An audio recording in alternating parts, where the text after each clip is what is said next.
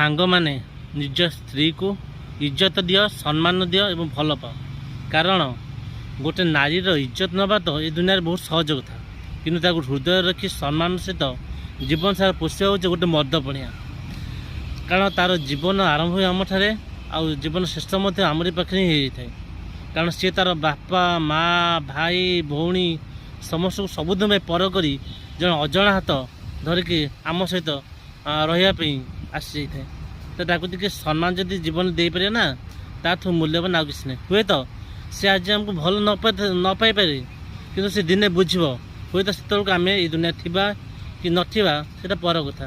कि जे पर्यंत आम बंचीचे आम घरे सम्मान सहित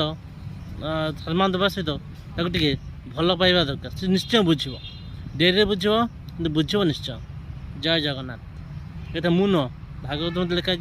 आ कालिया कही जय जगन्नाथ।